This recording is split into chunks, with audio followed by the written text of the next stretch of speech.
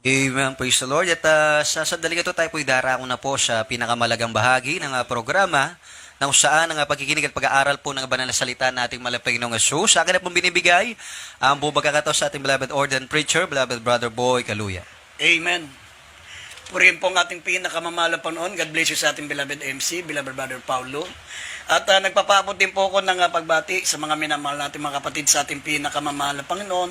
Sa lahat po natin mga webcast viewers, Luzon, Visayas, Mindanao, at sa mga kapatiran natin sa ibayong dagat, sa labas ng ating bansa, sa lahat ng mga mananampalataya na sa iba't ibang panig ng mundo, maligayang panonood po sa inyo. At nagpapaabot din po akong dobleng paggalang sa ating minamahal at ginagalang na pastor, beloved evangelist, Wildy Estrada Almeda, the end time prophet of our loving God. Sa lahat po ng mga beloved children, the Almeda family, magandang gabi po. At sa patuloy po natin pag-alaala sa mga hindi malilimutang aral natin beloved Assistant Pastor Lina C. Almeda. At higit sa lahat, ang pinakamataas na pagsamba, pagpupuri at pagluwalhati para sa ating dakilang Diyos natin pinaglilingkuran, ang ating pinakamamahal na Panginoong Jesucristo. Kaya hindi maminamal, manalangin po muna tayo upang minsan pa maunawaan niyo po ang kanyang mga banal na salita, lalo na po sa mga hindi pa po na napapabilang sa ministeryong ito, tayo po maminamal ay manalangin. Opo, dakilat mapagpala po naming Ama Diyos ng mga Pangiriin sa lahat. Sa pangalan namin pinakamamahal po ng Jesucristo, minsan pa, malapang nun, mingi po kami ng kapatawaran sa aming mga pagkukulang, sa aming mga kamalian, sa lahat po ng aming mapagsalangsang, malapang sa isip, sa gawa, sa lahat ng aming mga nabanggit ng aming mga labi. Patawarin mo po kami, gawin mo kami karapat-dapat, malapang magdala ng banal at sagradong salita. Bigyan mo ng pananampalataya ang mga nakikinig. Kayo maglagay ng mga salita mo sa aming bibig, sa ganang amin. Wala po kami magagawa, dakilan Diyos. At minsan pa, abutin mo po ang kalamang pangailangan, ang kalamang mga sakit, ang kalamang problema. Malapang Panginoon, pagpalain mo po sila. Aming sinasaway lahat ng gawa ng kalaban, demons of unbelief and doubts, demons of hindrances. We bind the power of darkness in Jesus' name. Amen and amen. Purin po ang ating pinakamamahal pa nung maminamal. Buksan po natin ating mga pambungad na talata dito sa Mateo 7:13 hanggang 23. Dito po sa kalat po ng Mateo, Kabanatay 7, talatay 13 hanggang 23. Dito po sa 13, kayo'y magsipasok sa makipot na pintuan sapagat maluwang ang pintuan at malapad ng daang patungo sa pagkapahamak at marami ang dooy nagsisipasok. 14, sapagkat makipot ang pintuan at makitid ang daang patungo sa buhay at kakaunti ang nakakasumpong noon. Mag-ingat kayo sa mga bulaang propeta na nagsisilapit sa inyo na may damit tupa, datapot sa loob ay mga lobong maninila. 16, sa kanilang mga bunga ay inyong mga kikilala sila. Nakapuputi baga ang mga ubas sa mga tinikan o ng mga igos sa mga dawagan? Gayon din naman, ang bawat mabuting punong kahoy ay nagbubunga ng mabuti, datapot ang masamang punong kahoy ay nagbubunga ng masama. Hindi maari na ang mabuting punong kahoy ay magbunga ng masama at ang masamang punong kahoy ay magbunga ng mabuti. Bawat punong kahoy na hindi nagbubunga ng mabuti ay pinuputol at inihahagis sa apoy. 20, kaya't sa kanilang mga bunga ay mga kikilala ninyo sila. Hindi ang bawat nagsasabi sa akin, Panginoon, Panginoon, ay papasok sa kaharian ng langit, kundi ang gumaganap ng kalooban ng aking Ama na nasa langit. Marami ang magsasabi sa akin sa araw na iyon, Panginoon, Panginoon, hindi baga nagsipanghula kami sa iyong pangalan? At sa pangalan mo'y nagpalayas kami ng mga demonyo, at sa pangalan mo'y nagsigawa kami ng maraming gawang makapangyarihan. 23, at kung magkagayo, ipahahayag ko sa kanila, kailanman hindi ko kayo nakikilala. Magsilayo kayo sa akin, kayong mga manggagawa ng katampalasanan. Amen. Purihin po ang ating pinakamamahal pa nung maminamal ang ating paksa ay pamagatan po nating the poor horrible truth according to the Word of God. Ang apat na kahindik-hindik na katotohanan ayon sa mga salita ng Diyos. Alam niyo mga minamal, dito pa lang po sa mga talatang ito, apat na katotohanan na po ang malalaman natin patungkol sa salita ng Diyos. Kaya dapat po nagbabasa po tayo ng Biblia. Kasi pag hindi po natin alam ang salita ng Diyos, maminamahal, gaya po tayo ng mga taong walang alam sa batas ng tao. Hindi natin alam, maminamahal, kung tayo po'y nakalalabag na sa mga palatuntunan ng tao. Hindi natin alam kailan tayo huliin, kailan tayo mga minamahal mapaparusahan sa batas ng tao. Kasi nga, hindi natin alam ang saligang batas. Lalo na po, maminamahal, ang salita ng Diyos. Pag hindi natin alam ang salita ng Diyos, hindi lamang po kulungan ang ating pong hahantungan, kundi mga minamahal, sabi ng Banal na Kasulatan, yung kaparusahan sa apoy ng impyerno. Kaya nga, maminamahal, kinakailangan malaman po natin ang mga salita ng Diyos upang hindi po tayo, sabi nga ng Biblia, hindi tayo maging hangal sa lahat ng lalang ng diablo. Dito po sa Banal na Kasulatan, mga minamahal, ang una pong mababasa po natin, ito pong nabasa natin sa Mateo 7:13 hanggang 23. Dito po ay apat na kahindik-hindik na katotohanan ang ating pong matutuklasan dito, mga minamahal. Unang-una, sabi ng Banal na Kasulatan, marami po ang mapapahamak. Marami pong mapapahamak, kakunti po ang maliligtas.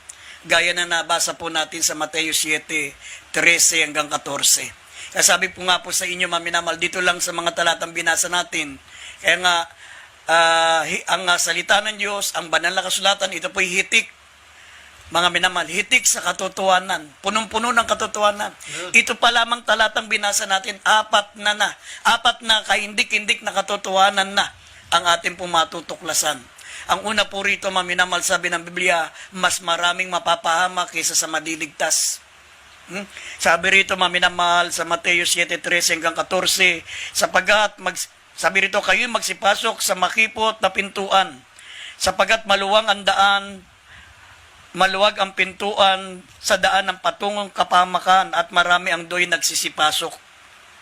Sapagat makipot ang pintuan at makitid ang daang patungo sa buhay at kakaunti ang nakasusumpong. Dito po sa Banal na Kasulatan, mga minamahal, sabi ng Biblia, ang isa sa katotohanan ng matutuklasan po natin sa mga talatang nabasa po natin sa mga pambungad na talata, konti po ang maliligtas. Ayaw ng mahal ang Panginoon ang tao ay mapahamak. Sabi po ng 1 Timothy chapter 2 verse 4, siya na may ibig ng lahat ng tao ay maligtas at makaalam ng katotohanan. Sa madaling salita, bago po tayo maligtas, kinakailangan alam po natin ang katotohanan. At sa pag-alam ng katotohanan, mga minamahal, hindi po tayo ang kinakailangang masunod. Kasi tayo po ang nasusunod sa gusto nating paglilingkod eh. Ayaw natin ng maraming bawal, ayaw natin mga minamahal na yung isinisikil yung ating karapatan. Pero sabi ng Banal na Kasulatan, mga minamahal, kung gusto mong pumasok sa Kaharian ng Langit, sabi, kinakailangan sundin mo ang kalooban ng ating Ama sa Langit.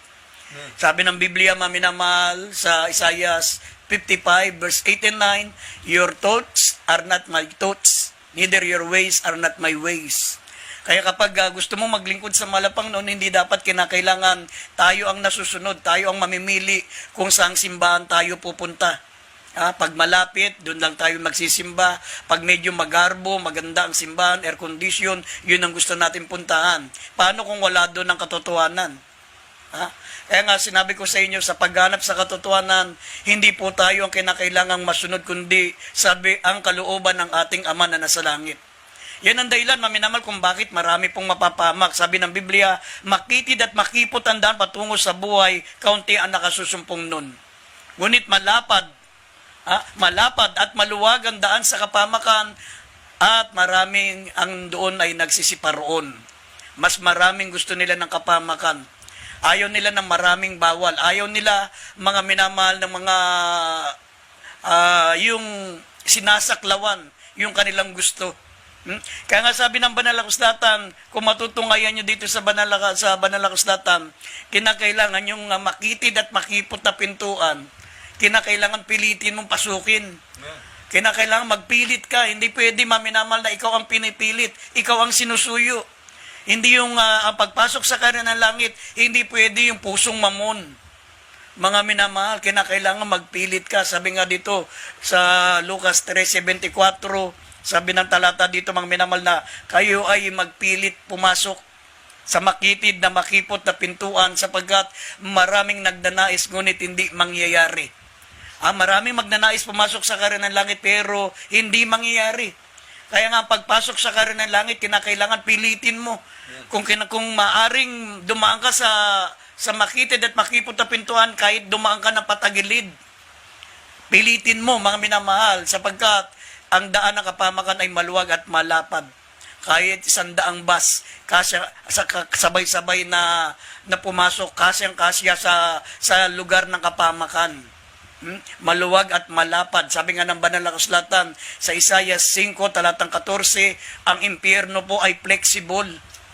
Flexible po ang impyerno, maminamahal. Habang maraming nauulog doon, katulad yan ng katawan. Kapag ang katawan ng tao ay pinakakain mo, maminamahal, habang siya lumalamon, habang siya kumakain, tumataba, lumulusog, lumalaki ang katawan ng tao. Ang impyerno, dito po, maminamahal, ay ipinapahayag yung description ng impyerno sa Isaiah 5:14. Ito po'y flexible. Habang maraming nahuhulog sa impyerno, lumuluwag at lumalawak ang impyerno sapagat ito po'y flexible. Sabi ng Isaiah 5:14, kaya hindi idagdag natin sandali. Dito po sa aklat ng Isaiah, Kabanataya 5, talataya 14. Kaya't pinalaki ng Sheol ang kanyang nasa at ibinuka ang kanyang bibig at walang sukat at ang kanilang kalwalatian at ang kanilang karamihan at ang kanilang kahambugan at ang nagagalak sa gitna nila ay bumaba roon. Amen. Ang Sheol na tinutukoy dyan sa English, maminamahal, ay hell. Sabi, pinalaki ng impyerno ang kanyang nasa at ibinuka ang kanyang bibig na walang sukat. Flexible, walang sukat. Habang maraming nahuhulog doon, lalong lumalawak, lalong lumalaki, lalong lumalalim ang impyerno, maminamahal. Kaya nga, sinabi ng banal na kasulatan, maluwag at malapad ang daan sa kapamakan at marami doon ang nagsisipa roon. Ngunit makitid at makipot ang daan patungo sa buhay at kaunti ang nakakasumpong. Tignan nyo dito sa 2 Peter chapter 2 verse 5 up to 9. Maminamahal, makita nyo po kung paano po na napakaraming napahamak nung panahon ni Noah. Maminamahal, sabi, ang naligtas lamang po ay si Noah at ang pitong kamag-anak niya. Bali, 8 tao lang. At ang Sodoma at Gomorra, ginunaw ng Diyos ang Sodoma at Gomorra, mga minamahal, sabi ng Biblia, 3 tao lang ang naligtas. Si Lot at yung dalawang kanyang anak. Pati ang asawa ni Lot ay napahamak. Kaya sabi ng Biblia, ang Diyos ay marunong magligtas sa mga banal, ngunit marunong din maglaan ng parusa sa mga taong masasama, sa mga taong makasalanan. Sabi rito, 2 Peter chapter 2, verse 5 up to 9. Dito po sa aklat ng ikalawang Pedro, Kabanataya 2, ang talataya 5 hanggang 9. At ang dating sanglibutan ay hindi pinatawad. Datapwat iningatan si Noe, na tagapangaral ng katwiran na kasama ng ibang 7 pa noong dalhin ang pagkagunaw sa sanglibutan ng masasama. 6, at pinarusahan niya ng pagkalipo ng mga bayan ng Sodoma at Gomora na pinaging abo ng maging halimbawa ang mga magsisipamuhay na masama. 7, at iniligtas ang matuwid na si Lot na lubhang naapis na mahalay na pamumuhay ng mga masasama. 8, sapagkat ang matuwid na ito na namamayang kasama nila ay lubhang napis araw-araw ang kanyang matuwid na kaluluwa sa pagkakita at pagkarinig niya ng mga gawa nilang laban sa kautusan. Ang Panginoon ay marunong magligtas ng mga banal sa tukso at maglaan ng mga di matuwid sa ilalim ng kaparusahan hanggang sa araw ng paghukom. Amen. Tignan nyo, maminamahal. Ang sabi ng banal na kasulatan, ang lumang daigdig, ang dating sanlibutan ay hindi pinatawad. Dapat iningatan si Noe na tagapangaral ng katwiran kasama ng ibang 7 pa. Ibig sabihin si Noe at ang kanyang mamangal sa buhay, 7 iba pa. Sabi, ito yung kanyang 3 anak, yung asawa ng kanyang 3 anak at ang kanyang mahal na asawa. panahon ni Lot, sabi rito, at pinarusahan niya ng pagkalipol ang mga bayan ng Sodoma at Gomora at pinapaging abo nang maging halimbawa sa nagsisipamuhay sa masama. At iniligtas ang matuwid na si Lot na lubang nahapis sa mahalay na pamumuhay ng mga masasama. Noong panahon na ginunaw ng Diyos ang Sodoma at Gomora, maminang panahon ni Abraham, ito pong kanyang pamangkin na si Lot ang naligtas at ang kanyang dalawang anak. Imagine, ang napakaraming tao sa Sodoma at Gomora, pero 3 lang ang naligtas. Napakaraming tao nung unang daigdig, sabi ng Biblia, nung unang sanlibutan. Talagang napuno ang mundo, maminamal ng napakaraming tao, pero nung ginunaw ng Diyos sa pamagitan ng tubig, mga minamahal, sabi ng Banal na Kasulatan, ay 8 lamang po ang naligtas. Pero sinabi ng Biblia, mga minamahal, sabi rito,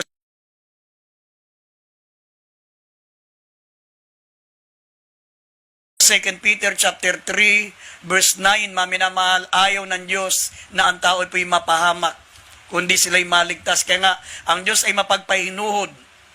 Sapagat ayaw niya na ang tao ay maligtas. Kaya nga, mga minamahal ko, inaantala niya ang kanyang pagparito. Kaya naantala ang pagparito ng ating mahal na Panginoong Jesucristo. Sabi niya, mga minamahal, binibigyan niya ng pagkakataon ng tao ay makapagsisi. Siya ay mapagpahinuhod sa tao. Ayaw niya na ang tao ay mapahamak. Sabi nga ng 1 Timothy chapter 2 verse 4, siya na may ibig ng lahat ng tao ay maligtas at makaalam ng katotohanan. Pero bakit, mga minamahal, mas marami mapapahamak kaysa maliligtas? Kasi yun po ang gusto ng tao. Kaya nga, going to hell is not an accident. It is your choice. Kapag ang tao ay napunta sa impyerno, mga minamahal, hindi na ang Diyos, mga minamahal, ang may gawa niyan. At yan ay hindi aksidente. Ito'y pinili ng tao sapagkat sinabi ng Biblia, mas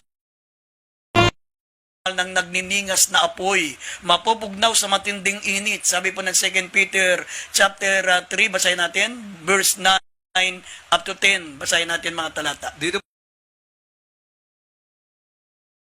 po sa aklat ng ikalawang Pedro, kabanata 3, ang talatay 9 hanggang 10. Hindi mapagpaliban ang Panginoon tungkol sa kanyang pangako, na gaya ng pagpapalibang ipinalalagay ng iba, kundi mapagpahinuhod sa inyo, na hindi niya ibig na sino man ay mapahamak, kundi ang lahat ay magsipagsisi. 10. Datapot darating ang araw ng Panginoon, na gaya ng magnanakaw, na ang sangkalangitan sa araw na iyan ay mapaparam, nakasabay ng malaking ugong, at ang mga bagay sa langit ay mapupugnaw ng matinding init, at ang lupa at ang mga gawang nasa lupa ay pawang masusunog. Amen. Amen. Sinabi ng Biblia, maminamahal, na ayaw niya na tayo mapahamak, kundi nais niya na tayo maligtas at makaalam ng katotohanan. Sabi ng Banal na Kasulatan, maminamahal, siya mapagpahinuhod sa atin. Kaya nga, ayaw niya, maminamahal, na tayo mapahamak. Kaya going to hell is not an accident. It is your choice. Kung merong tao ngayon, maminamahal, na naghihirap sa impyerno, dumadaing sila, humingi na saklolo sa Diyos, mga minamahal, wala nang magagawang tulong ang mahal na Panginoon. Sabi ng Biblia, sila po ay inilaan sa paghukom. Nakalaan na sila sa paghukom. Mayroon pang naghihintay na dagat-dagatang apoy, maminamahal, pagkatapos pa ng impyerno. Sabi sila ikinulong upang ilaan sa paghukom. Yan po ang unang dahilan, maminamahal. Sabi ng Biblia, mga minamahal, ang 4 na katotohanan, maminamahal, sabi ka hindik-hindik na katotohanan, sabi ayon sa salita ng Diyos, unang-unang marami pong mapapahamak, kaunti ang maliligtas. Kaya nga patuloy po tayong nangangaral ng Ebanghelyo, patuloy po ang ating beloved pastor, maminamahal,